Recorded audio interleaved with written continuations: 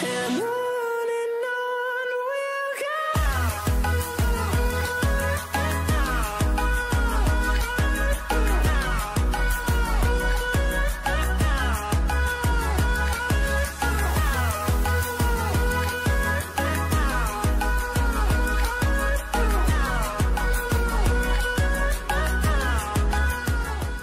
Halo, Assalamualaikum warahmatullahi wabarakatuh. Kembali lagi di Regina Channel.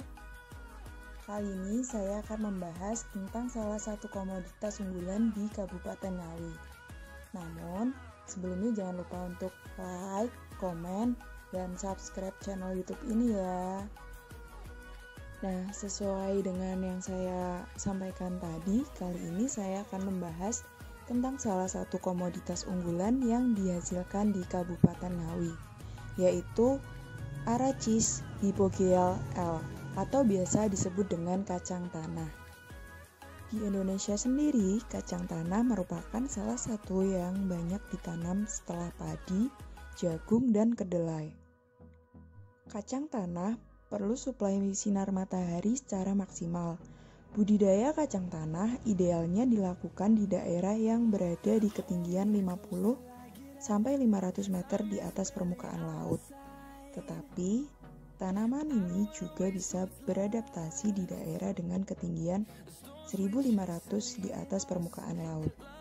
Berdasarkan data BPS tahun 2019, kacang tanah di Kabupaten Ngawi memiliki luas panen seluas 3.748,5 hektar dengan produksi sebanyak 4.801 ton dan produktivitas sebesar 12,81 kuintal per hektar.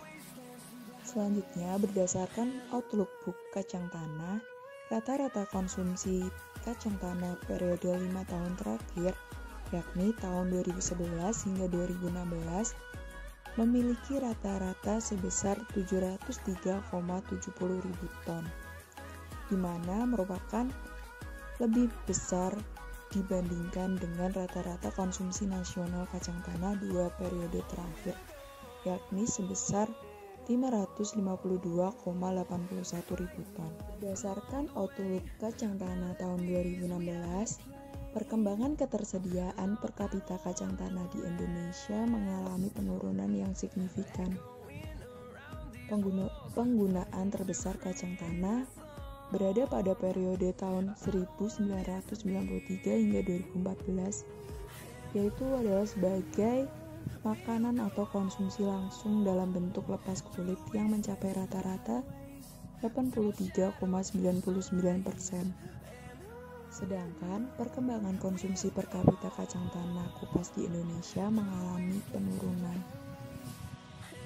Pada periode 2006 hingga 2015, konsumsi nasional kacang tanah berfluktuatif dengan kecenderungan menurun, di mana rata-rata konsumsi nasional kacang tanah sebesar 74,03 ribu ton. Untuk perkembangan harga produsen dan konsumen kacang tanah 10 tahun terakhir, yakni tahun 2005 hingga 2015 mengalami kenaikan yang cukup signifikan, di mana pada 2005 harga kacang tanah masih mencapai 8.000 per kilogram. Namun saat tahun 2015, harga kacang tanah telah mencapai 23.000 per kilogram. Untuk kegiatan ekspor dan impor kacang tanah dalam kurun waktu tahun 2011 sampai 2015 memiliki kecenderungan di mana rata-rata volume impor lebih tinggi daripada volume ekspor, di mana selama periode tersebut volume ekspor kacang tanah memiliki rata-rata 3,39 ribu ton, sementara volume impornya hingga 235,81 ribu ton. Kacang tanah sebagai komoditas pangan. Tanaman kacang tanah memiliki peran strategis dalam pangan nasional sebagai sumber protein dan minyak nabati. Konsumsi kacang tanah sebagai sumber pangan sehat terus meningkat. Namun, kemampuan produksi di dalam negeri belum dapat memenuhi permintaan kacang tanah baik untuk pangan dan non-pangan.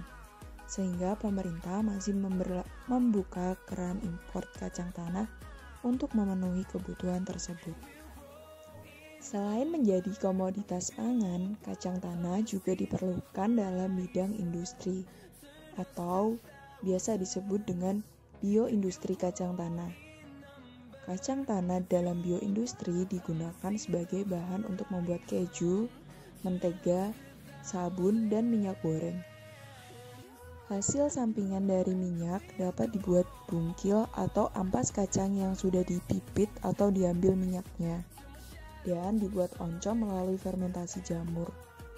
Manfaat daunnya selain dibuat sayuran mentah ataupun direbus digunakan juga sebagai bahan pakan ternak, serta sebagai pupuk hijau. Sebagai bahan pangan dan pakan ternak yang bergizi, kacang tanah mengandung lemak sebanyak 40,50%, protein 27%, karbohidrat dan vitamin A, B, C, D, E, dan K, serta mineral antara lain kalsium, klorida, fero, magnesium, fosfor, kalium, dan sulfur. Kedepan, peluang bioindustri kacang tanah diharapkan dapat semakin terbuka luas jalan dengan peningkatan kebutuhan masyarakat. Peningkatan produk kacang tanah memerlukan teknologi yang tidak terbatas pada teknologi produksi atau budidaya saja, tetapi juga teknologi pasca panen atau pengolahan yang tepat guna spesifik lokasi, terpadu, murah, dan efisien.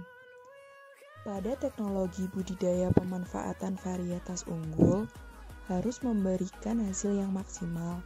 Selain itu, peluang pengembangan kacang tanah masih sangat terbuka luas sejalan dengan perkembangan industri olahan pangan, industri pakan, dan industri-industri lainnya yang menggunakan bahan baku kacang tanah baik untuk permintaan pasar dalam negeri maupun untuk ekspor.